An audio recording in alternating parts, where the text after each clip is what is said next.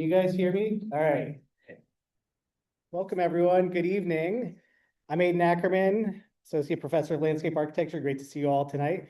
It's my pleasure to introduce Matthew Potteiger, our speaker for the George F. Earle Memorial Lecture, titled One Flight Out Sideways, 40 Years of Off-Campus.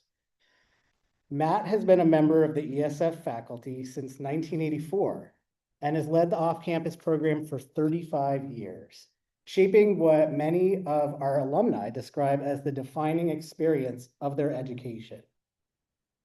Under his guidance, off-campus has embodied a model of non-hierarchical, community-engaged learning, self-directed, faculty-guided, and grounded in real places and real people. A professor of landscape architecture whose work bridges cultural landscapes, food systems, and narrative design theory, Matt is also the co-author of Landscape Narratives, Design Practices for Telling Stories, a foundational text that has influenced designers and scholars internationally. His decades of work connecting design to community practice, especially through food systems planning, refugee farming initiatives, and regional food networks, reflect a deep commitment to place-based engagement and long-term collaboration. So tonight we celebrate not only 40 years of off-campus, but the vision and leadership that helped define it. Please join me in welcoming Professor Matthew Potteiger. Right.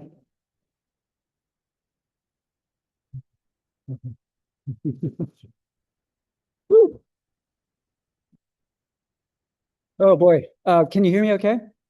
No. Okay, I'll try to speak loudly. First of all, I'm kind of overwhelmed and not sure what to do here. Yeah, it's I so appreciate seeing people from 40 years and I'm really grateful for this opportunity to talk about the off-campus program, reflection, my involvement in it, and I'm going to try to keep emotional track here, but really it's dedicated to the thousands of students who've done this, and because it's an incredible experience, and I'm trying to relating my experience and of travel and my off-campus experience really to you all, and so yeah, it's great to see you. Well, let's get started. So it's going to go sideways too. This title, One Flight Out Sideways. This talk will go sideways in a number of different places and journeys, so I want to start though with a story. Okay, and story of the creation of the off-campus program, and it's not advancing for some strange. Oh, there we go. Okay, this is the George F. Earle lecture dedicated to George Earle, who's really the founder of this program. I came here, actually. I was hired here the year George Earle retired, okay? And I think it's uncanny. I think he was the same age as I am right now. It's okay. So there's some symmetry here. And I couldn't imagine then that I'd be here now. And so George, just, I did inherit his slides for teaching history. That was what I was hired for. I wasn't hired to do the off-campus program. I came into that later. But George was a traveler. He, for various different purposes, as an artist on fellowship to Mexico, as a soldier fighting a war against fascism. He was in the 10th Mountain Division, and he went across the Alps into Italy. And so imagine his experience, in effect, liberating the Uffizi Gallery in Florence, okay, without any crowds. And he was also a family tour guide on an epic journey from the Middle East, North Africa, and Europe. Okay, and I think this is one of the classic slides from this. And Dennis Earle, his son, is here. And Dennis, can you pick out where you're hanging off? Great. And this is maybe somewhere in North Africa, right? Yeah. So you get an idea. George traveled, and he envisioned on his travels, he envisioned this idea of the off-campus program. Okay, and I'm going backwards here. And this quote, he was in Spain, and he envisioned it in terms of an formal artist term called contrapposto. Our students, the future designers of the landscape, needed, I felt, the seeing and feeling of a kind of landscape and cultural contrapposto, an Italian sculptural term for asymmetrical balanced opposites. So that was the original vision of the off-campus program, but it took about 5 years to get it officially approved by SUNY Albany. And the first group then went to Antigua, Guatemala in 1970. And these are some images from that. And in effect, the whole class went there. It's very different than the way off-campus is now. And I think several faculty went and they taught classes, including painting and surveying. And you see some of the product. They worked on these large urban design sheets there. So it was a different off-campus model. The second year, they again took faculty and students to Mérida, Venezuela, which is one of the more remote towns, villages in the mountainside in Venezuela. After that second year, and there's a painting in the landscape architecture office. This is a fragment of that painting that George Earle did of that mountainside setting. After the second year, they figured out that it's not going to be sustainable to take whole classes in one place and 2 faculty. And through, I hear a lot of discussion and wrangling and debates within the department, they figured out this model, which we pretty much follow today, of students going in small groups, 4 to 7 students, doing self-directed studies in a kind of collaborative way with faculty. It's very experiential. They spend a whole semester in one location. Okay, it's not like your typical grand tour study abroad. It's also not like the study abroad model that started out in Guatemala or in Mérida, where students are there in a place, but they're taking classes. There's no structured classes, and they're embedded in the place. So this was, as far as we know, there isn't any program like this. And I don't know if we could get a program like this approved by SUNY Albany now. Okay, so it's kind of grandfathered in. It has a great history. And one thing we do in one of the preparation classes, talk about this pedagogy and comparing it with classrooms, studios, and then going off campus in terms of the structures of time and space, the responsibilities of students, and how it really shifts the responsibility of the professors as well. And so students have been going off campus since 1970. Okay, so actually over 50 years. And if you think of that first group in 1970, the context, what was happening right before, the year before was the moon landing, was Woodstock, was so many other cultural revolutions that were happening in America. And the off-campus program is really part of that. It comes out of that context. And then here's the growth and change of this off-campus program over the years, with the introduction of computers, et cetera. These dots represent the different locations, the different location groups. And then I'll talk about this. I had my first off-campus group in 1987, and then I actually took over the directorship, or the whatever you want to call it, coordination, from Tony Miller. You know what they say about standing on the shoulders of giants, right? And you'll notice the Adidas Gazelles, they go everywhere. They still do. Okay. Okay. And I was taking a picture of this. This was in Scotland. It was taken Ian Hamilton Finley's sculpture garden outside Edinburgh. So that's what I was taking a picture of. So this is the timeline of the off-campus program that we did for an exhibit just a couple of years ago. We have some more dots to add to that, some new places that Istanbul, Turkey, and Nepal, and China. Okay, so you start to see the scope of this. Think of these are hundreds of unique places that we've been to, and thousands of students, and multiple faculty advisors. And so just as I go through this, whatever I'm talking about, you have to multiply it. Okay, there's a multiplier here. And here's it mapped. Okay, those dots mapped and the keys to the different locations around the world. You see there's definitely some big blank spots. Russia, parts of Africa. Okay, so but we're working on it. Okay. Okay. So picking up the story then, I got to go off campus in my second year, after my second year teaching here in 1987. And I was at that time, students generated the ideas of where to go. And students wanted to go to the Virgin Islands. Okay. And I was assigned the Virgin Islands. It wasn't the place I wanted to go, but I'm actually uh, grateful that I did go there. And so this was a place with, resorts with an irrigated green fringe to this, what's actually a dry tropical island ecology. Many of the students were studying these resorts. I found it there were some challenges there with housing. I spent a good amount of my time working with legal services, trying to get them out of a lease that they had signed. And so anyway, it was not an auspicious off-campus experience that first year. And I actually didn't want to stay down in the tourist area. I stayed up in the hillside, away from the tourist concentration. And it was an interesting place, a small guest house.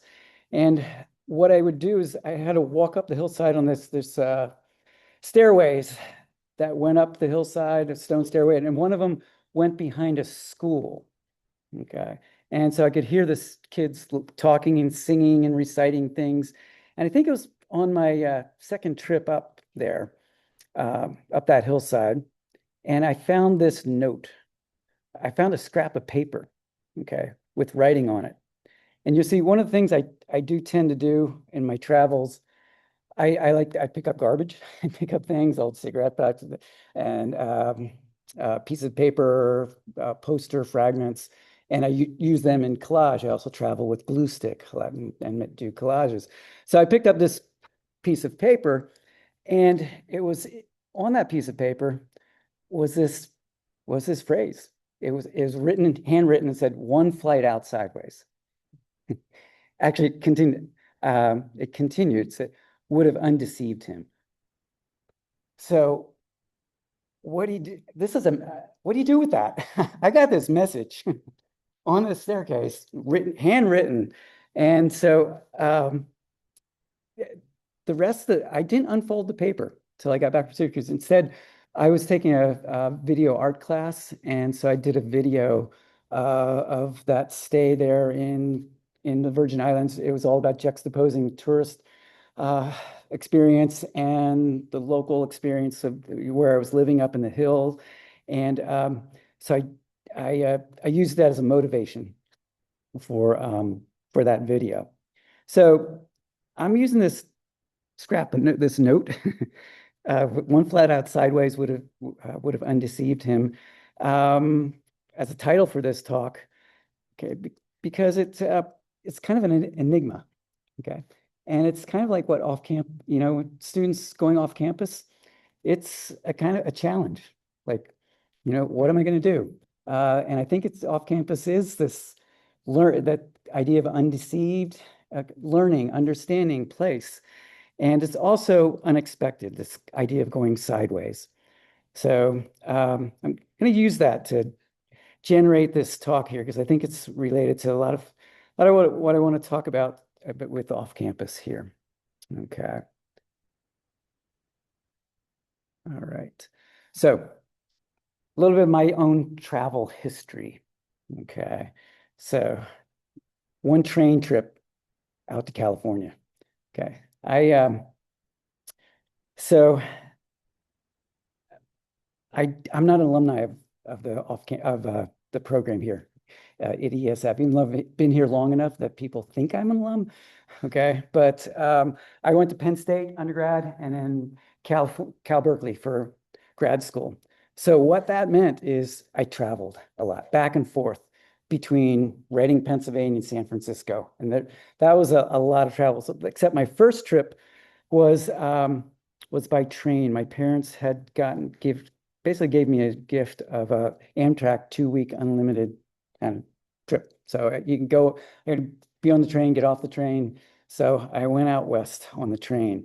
And this was kind of whole thing was pretty significant departure for my family my family narrative is very rooted in place. The family's part of colonial settlement of Southeast Pennsylvania. My mother's French Huguenot ancestors fled persecution in France. They found asylum for a generation in Amsterdam, but had opportunity to have land in Pennsylvania in the 1720s. And so we've actually lived on that same land for over 300 years, and my brother still lives there. So leaving that was a pretty significant thing.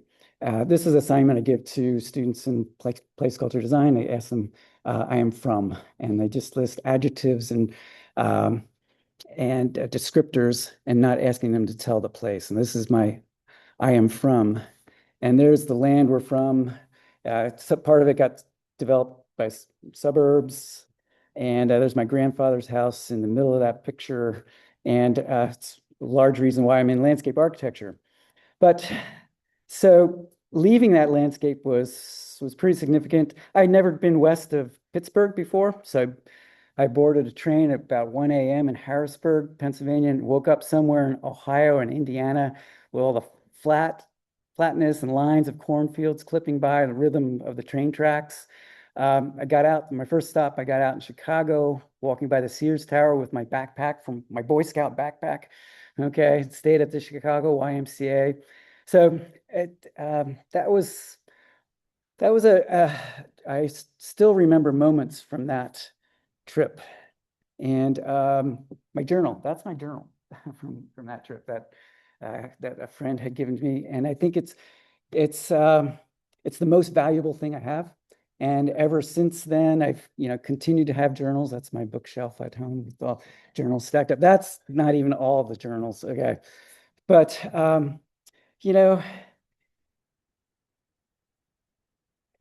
it was an interesting trip. I saw the impact of water. As you go out west, you basically subtract water from the landscape and see what happens. Okay. And then a lot of it was also, it's not that it was incredibly amazing things, happening going to California. Some of it was that I describe in the journals. Nothing really happened except a kind of awareness and I happened to be there. So I remember when the train stopped, and Amtrak in those days usually was late. It became a whole day late by the time I was in North Dakota. It didn't matter to me because I wasn't really going on any particular schedule. So there was a moment. It just stopped this small town in North Dakota, and I just remember looking at the landscape, the streets, and the architecture, and the light, and the people walking by. I thought, this is something I'd never seen before. It was a kind of cultural humility. I felt like I couldn't design something like that. The nature of the street, all the characteristics, the intersection of history and place. And that's what the journal really recorded. Okay. And it was good I had a journal because I didn't have a camera per se. Cameras were expensive then. You didn't have phones to travel with. Okay, so actually my camera was a Bazooka bubblegum camera. Okay. 10 wrappers, and I think about $1.50. And it's essentially a pinhole plastic. It's a plastic pinhole camera. And that's one of the self-portrait shadows I did with the Bazooka camera there. So that was my means of recording trip, the journal and the Bazooka camera. So I had a lot of trips back and forth by plane, by drive-away car, taking somebody's Buick back to Oakland, California from Pennsylvania. I first took my first air travel. So a lot of different trips back and forth. And the journals were important. This is some of my later journal work, actually from off campus. Here's an example of sort of the glue stick and garbage and pasting up. This is in Genoa, Italy, and that's the view out the airplane there. But those travels back and forth to school back and forth to California were partly inspired by reading Kerouac, including, On the Road and Dharma Bums, or Robert Frank's Photographs Across America, and his book called The Americans. And this is actually on one of my trips, I went and found this bar in Gallup, New Mexico. I didn't take a picture, but this is his picture from Gallup, New Mexico in 1955. One of the memorable trips was on the Gray Rabbit, which was basically, it cost about, I'm going to say, maybe $80 to go coast to coast. And you picked it up on the corner of a street at Penn Station. It was, they took the idea of a hippie bus, okay? And, the electric Kool-Aid acid test, and they took out all the seats and put a platform in and pads, and that's the way it went. Okay. I remember so many vivid memories from that trip, and people. I was on the front of the bus next to a German artist, Wilfried Wolf, who all dressed in white. He looked like a skinhead. He was most chill person, and his stories were amazing. But we did. This is a bazooka photograph. We woke up one morning in Nebraska, and the bus wasn't moving. Apparently, the bus had run out of gas. Okay, but coincidentally, the bus coming from the West Coast, the Gray Rabbit from San Francisco, intersected there with gas, and then we filled up and got moving again. Okay, so again, these travel stories. One of the great things that I was fortunate to have some teachers, educators at Cal Berkeley. I was able to take the last classes that J.B. Jackson taught, and he basically talked about the landscapes that I was looking at and experiencing, the ordinary landscapes of America, the roads, the streets, the highways, the mobile homes, and he was a traveler. He was also a trickster in lots of ways. He asked a lot of questions. He went between Harvard and Berkeley in a pickup truck, a motorcycle, and this is some of his drawings. He started a whole journal called Landscape. And so he really inspired my interest in looking at cultural landscapes and ordinary and vernacular landscapes, which is what I taught then when I came here to Syracuse. Taught history of the American landscape, which was really about these ordinary vernacular landscapes. So I left California, come back east. I came back in a 1964 powder blue Dodge Valiant. It was a classmate of mine who it was sort of resurrected from a apricot orchard in Fresno, California. And that's what I drove back to the East Coast with, taking the southern route in December one year.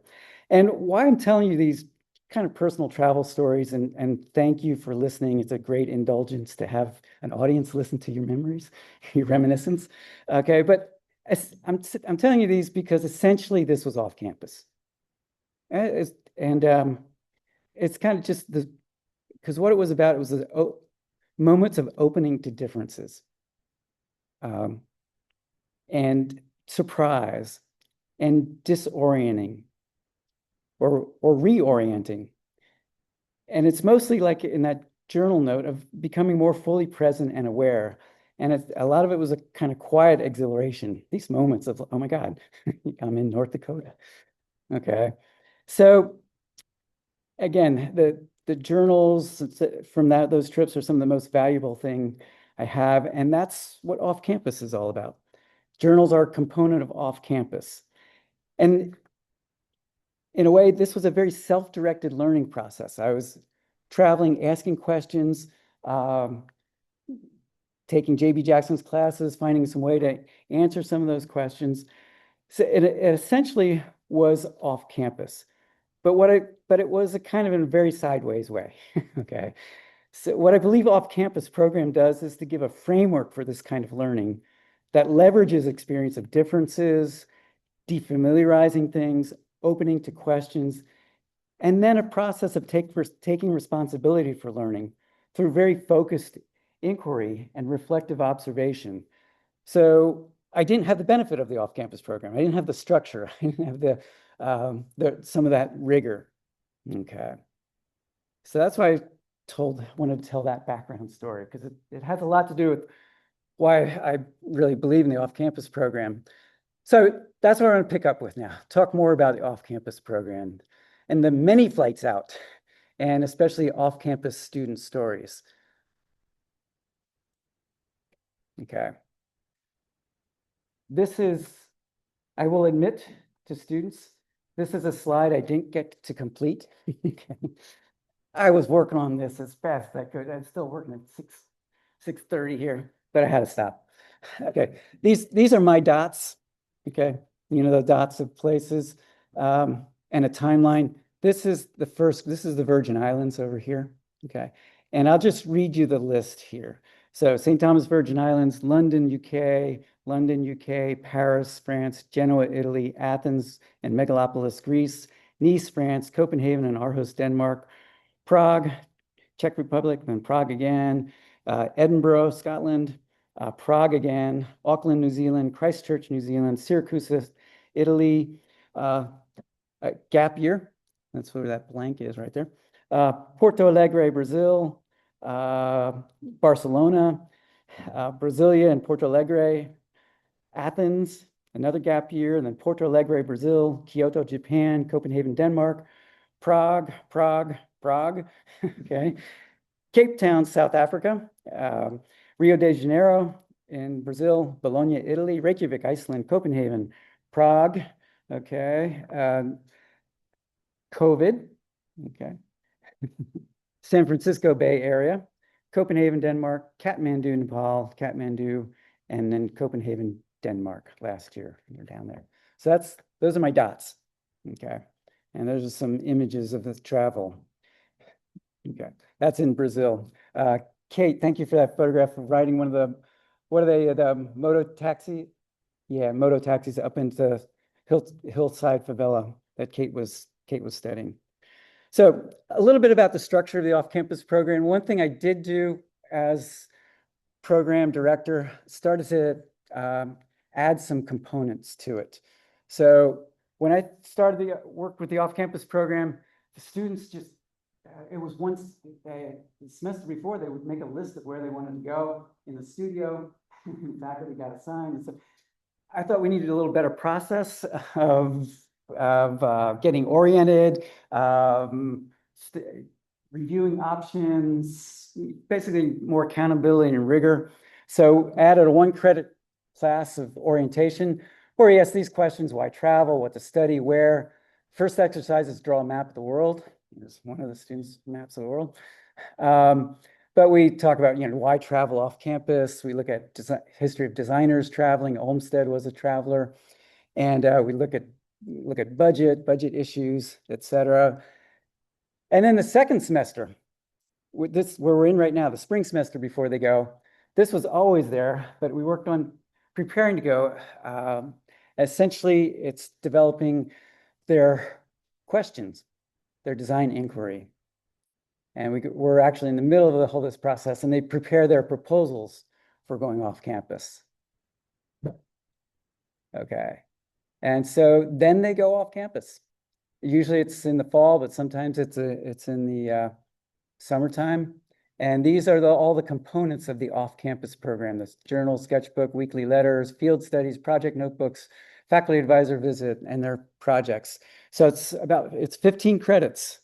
So, and one thing, it's not a vacation. it's as off-campus students can tell you, it's a lot of work. And here's a collage of these different components: the journal sketchbook, which is supposed to make entries in every day.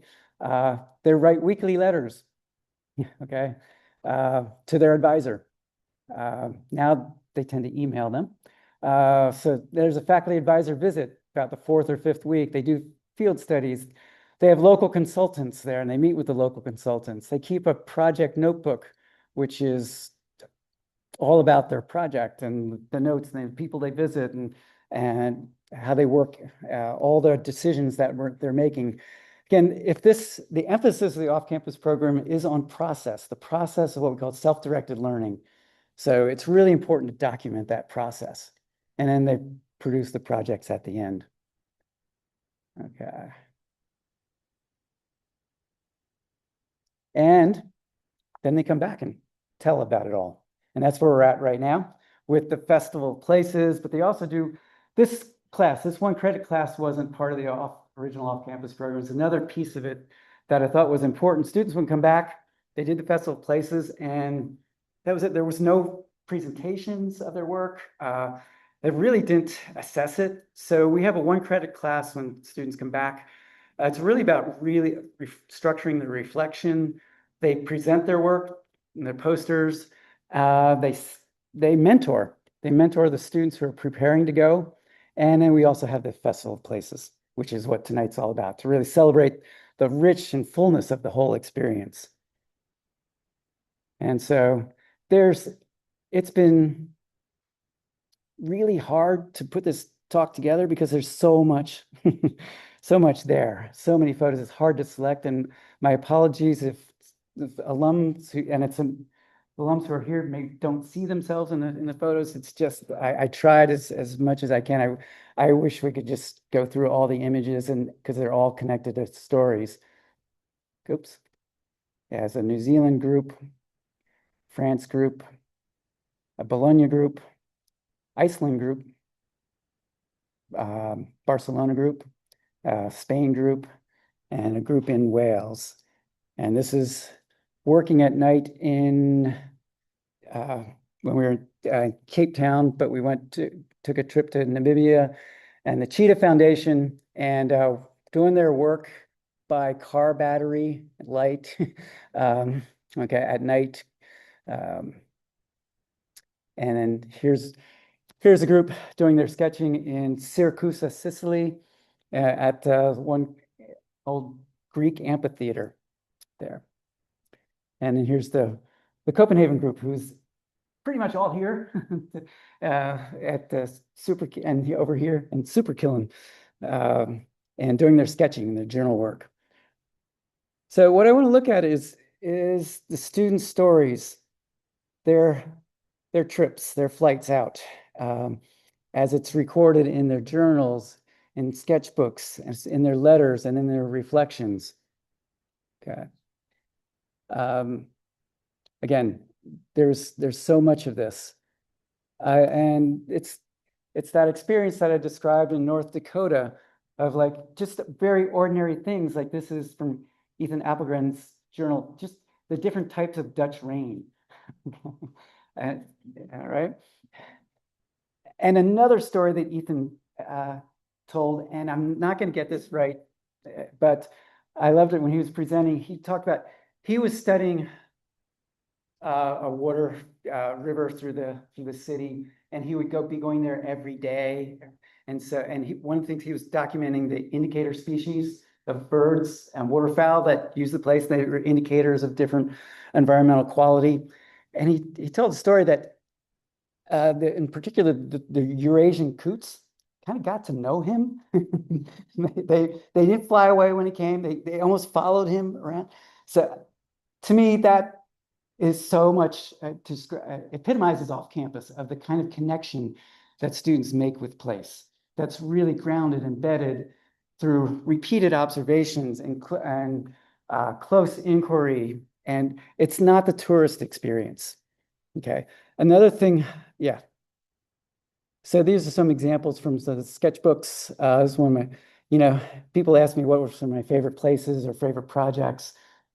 This is kind of one of my favorite sketches. It's in Bologna. She just documented all the different cyclists and different typologies of cyclists going across the public square in Bologna. The front cradle, the backseat driver, the hitch straddle, the side saddle, the front row seat, the pup up front. So she gave names to them all. Okay.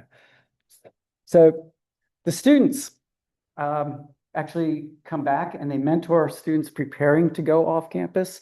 This is the student mentoring session on sketchbooks and journals. This is Bridget Maloney's mentoring session that she presented. for students. And you see some of the richness of the journals and how they capture the experience. I love this is a journal entry of like a journal. She's sketching. Okay. So the other thing they do is their project notebooks, which document how their progress is proceeding. They make say maybe daily observations or weekly observations. Here's all the working pieces of their project. So their interviews with people, their notes, their readjustments. And so reading this, you get a picture of how their project's evolving. Okay. And then the other piece of this are the letters that they write on a weekly basis. And they used to be, mailed to us. I had, kind of a great stamp collection from around the world. I still have all the letters from my off-campus students and in folders. And it's amazing.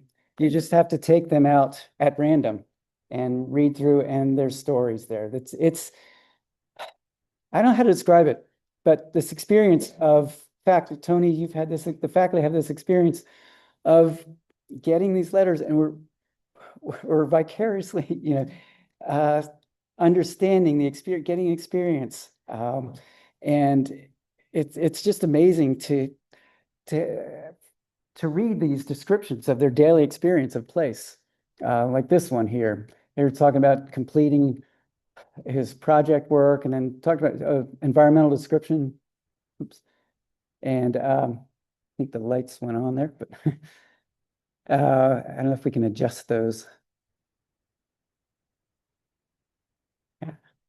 Anyway, there we go. Thank you. That's good. We'll leave it like that. This is one group that was in London and talking about the rag and bones man going down the street with a horse. Okay, or this one from Max in Prague, and you can just read it here. This week has been interesting, full of explorations, new discoveries. A highlight was going to space. I mentioned a couple letters back. A Wednesday night barbecue and bonfire with music and community groups. And then he describes as the night winded down, for him at least, the fog slowly crawled across the large expanse of land. And as I walked home, rabbits sprinted across the field towards the nearby rail line. So this phenomenal late night fog lasted the entire week, and an element that definitely contributed to the magic of Prague's landscape. Monday through Friday, every night, like clockwork, a rich milky fog swept through the streets. I could not help but stay up late and take pictures of the streetscape and try my best to capture the haunting yet beautiful atmosphere. That's what the letters, these descriptions of place, and the students really trying to figure it out. I think of these letters too, kind of like that scrap of paper in the Virgin Islands, this folded message. Okay, but this here I get to unfold these messages and stories. And then they also come back in their last semester here and do reflection essays. We asked them to assess the program by writing a reflective essay of the strengths, the weaknesses, what could be done differently. We went through, used the program to identify key words and find some themes through all of this. I'm not going to go through all of this, but I'm just going to sample some of it. One key word, one of the words that was repeated the most was amazing. And these are just two quotes from the spreadsheets on amazing. It's talking about the risk of off-campus, but just the shock of this ideal green city. Okay, and then this one I thought was interesting. Off-campus is fun, it's everything we could ever imagine, but it's also hard. Okay, and they wanted to make sure that people to know that there's more work in the project, and you're not on a vacation. So they wanted to make sure that people knew that. Another word that comes up was challenge. So the challenges of the off-campus. In this case, they also talked about one aspect of off-campus, which is really peer learning. They're there with a group, and the group is important. They learn a lot from their peers. And the learning process, because it really emphasizes self-directed learning process. And that's what students talking about here. And then the independence and freedom that they so valued with the off-campus program. So again, multiply all of this by, again, the thousands of students, the letters, the reflections, the journals. Okay. And you start to see a really rich texture of the program in memories. And I believe so many people here are alums of the program. And we'll get to talk a lot about these stories and memories down at the Festival of Places too. And the last part of this, I want to talk about different flights out and some changing off-campus narratives. Okay. And the lights are definitely out here. Can't see my notes, but that's okay. So the off-campus program, I've been doing this, for 35 years, and it's changed. Thank you. It's changed over those 35 years. I've made some of those changes, and it's going to continue to change. The off-campus program, the structure of it is very nimble and resilient. Okay, we've been able to, because we don't invest in physical infrastructure in any given place, like SU's program, DIPA program. We can go different places every year. So after the fall of the Iron Curtain, Soviet Union, 2 years later, we had a group in Prague in the Czech Republic. We could do that. When there's the Chernobyl accident, we were going to have a group that was going to Switzerland, but radioactive cloud got stuck in the valley that they were going to go to, and the readings were too high, and the consultant there said they should go somewhere else. So we were able to take the group somewhere else. COVID, we made it through COVID, and students went to individual sites in the country, and then when we still couldn't go abroad, we went to sites in the United States, San Francisco, New Orleans, and some other places. So it's a very resilient to change. And there's been important global changes. The Guatemala, where the first group was, has gone through several, you could say, revolutions, dictatorships. This little hill town, Merida, Venezuela, those are the places that have been vacated. The rural population with the economic circumstances in Venezuela. So they're part of the millions who have had to leave Venezuela and go to other parts of the world. And I want to pick up with that as we go along here, that idea of some of these larger global changes. But we've had new places. We've been, again, resilience. We've had China. This was the first student in China, Matt Romano there. And we also have new faculty, which is great. And they have ideas and skills and experiences, global experiences that now come to the off-campus program. So I'm really, really optimistic and looking forward to the trajectories that it's going to take. And what I'm interested in, though, myself, I've been trying to take a certain direction the last few years with this idea of addressing some of these global changes of movements of people, especially forced migration, and try to get our students more embedded in locations, okay, and connected to the cultures and places where they've been at. We've done this in the past somewhat.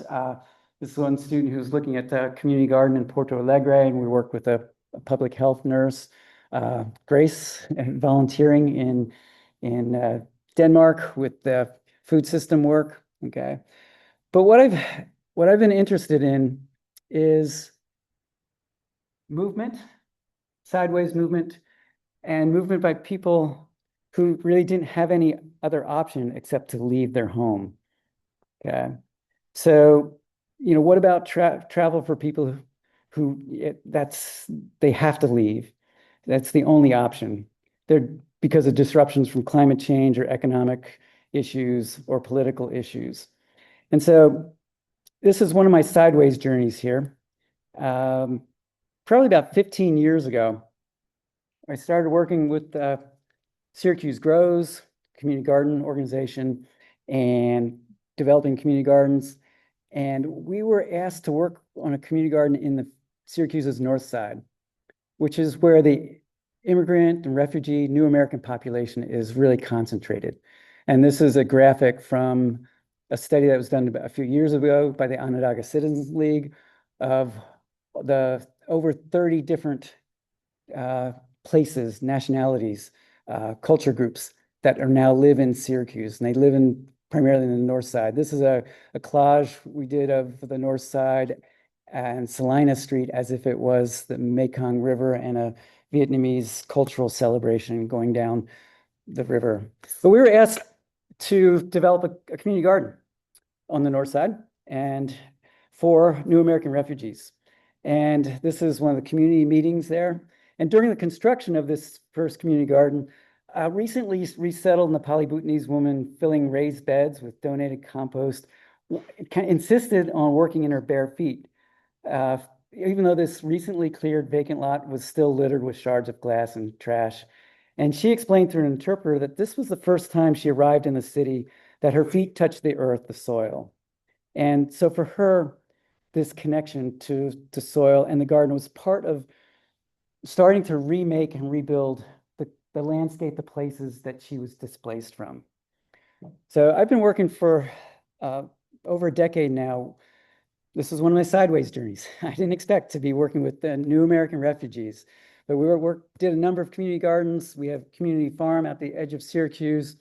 And in particular, yeah, here's some images of that farm. And one particular group we've worked with is deaf New Americans and activists, two activists, Jay Rejmi and Manu Chetri in the deaf community, and also Monika Gautam. And it's through them that I started to realize, well, maybe we can make a connection with off-campus. These are people from around the world, and primarily working with, I was with the Jay and Manu are ethnically Nepali.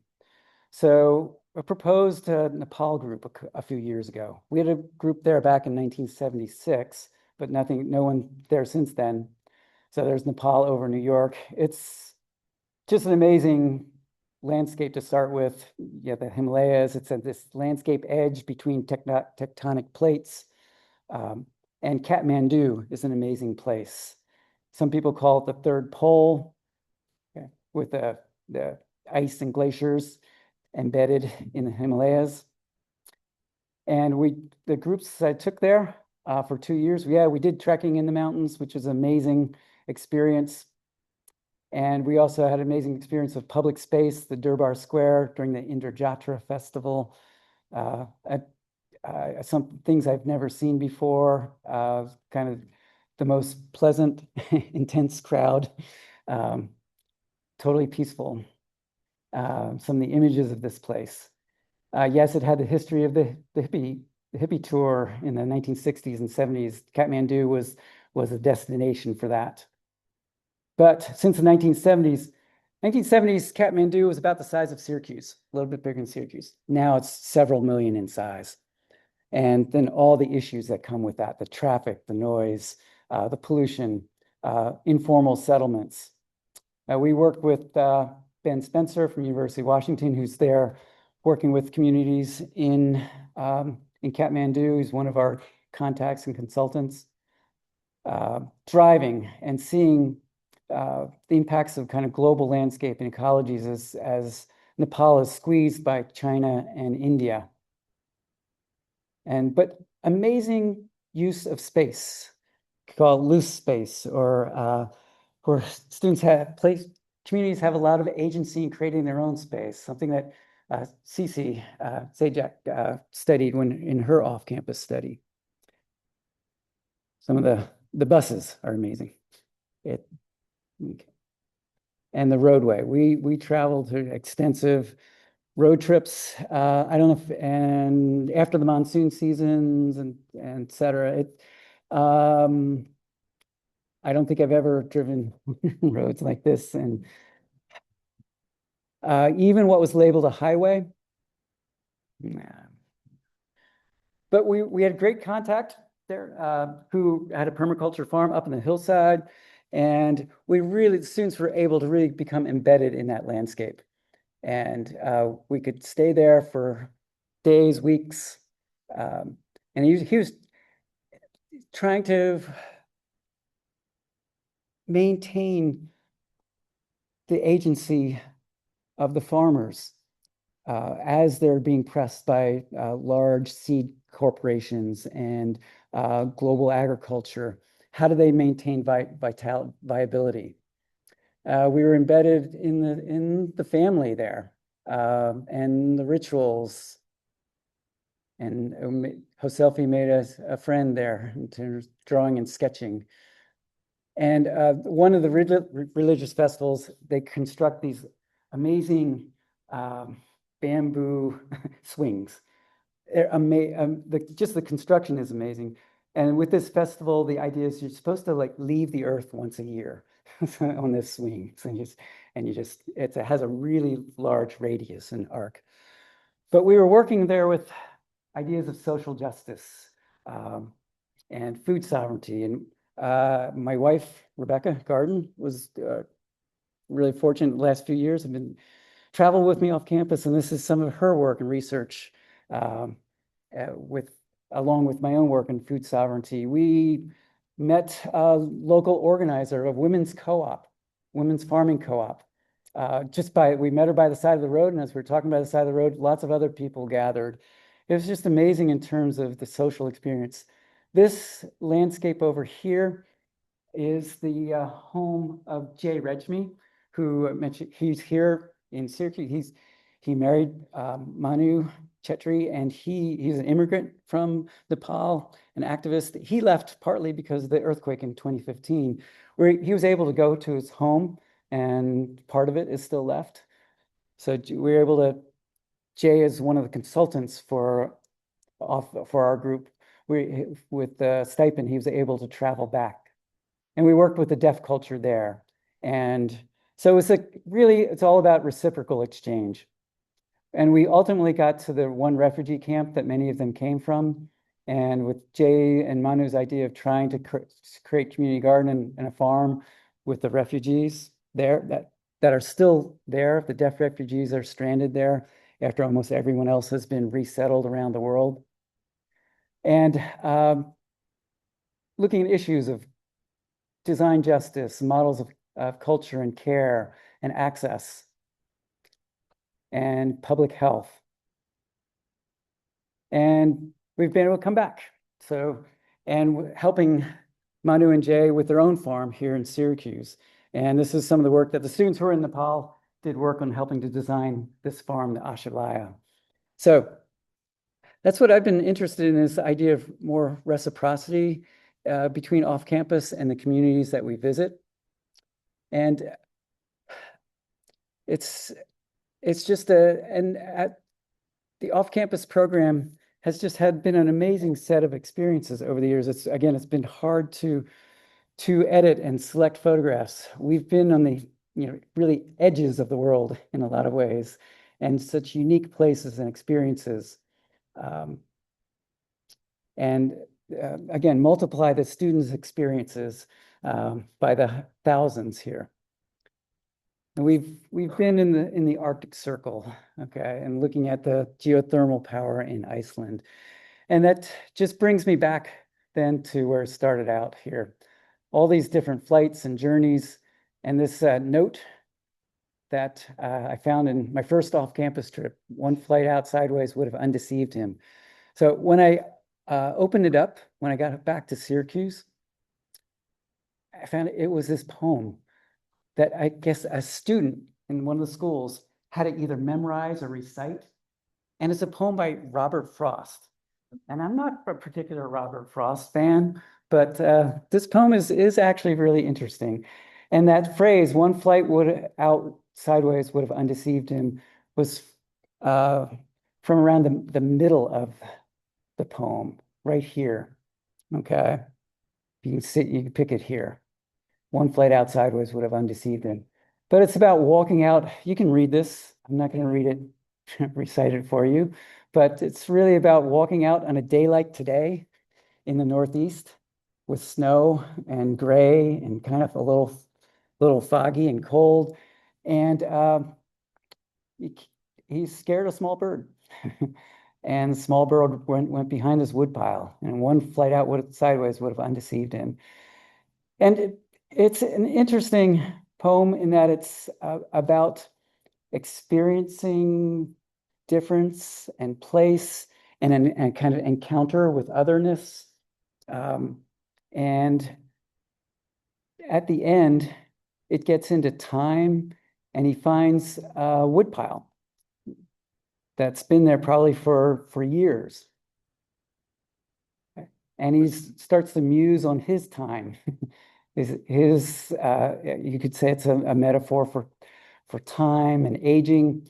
And I love how it ends at where this wood pile was left, and leave this wood pile, leave it there far from a useful fireplace to warm the frozen swamp as best it could with a slow, smokeless burning of decay. So like how it ends with the ecology of the organic decay of a wetland and a marsh.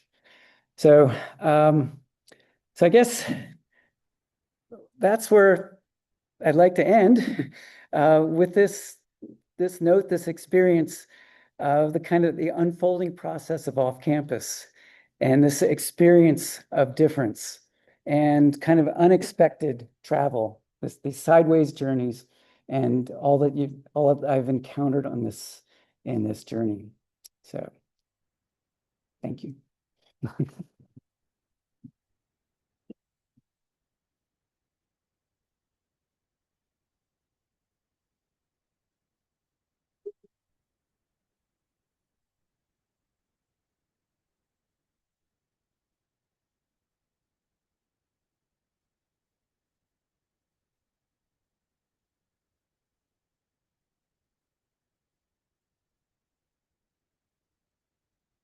Thank you. Thank you so much. I know I went really, but again, I'm so grateful. I did not expect all the alum. I got a lot of emails saying, "Oh, sorry, I can't make it. There's a snowstorm," this is really a wonderful surprise, and I can't tell you how much I try to express how meaningful off-campus program has been, and it's this I witness. What's great about it is witnessing the students have this experience. Okay, and I witnessed it during during the festival places as they're all constructing it. They're kind of telling the stories. I'm kind of sitting back there as working in this lecture, making this presentation, but I'm hearing these stories, and it's just been a great gift. Kind of like that note, which is a gift. So thank you.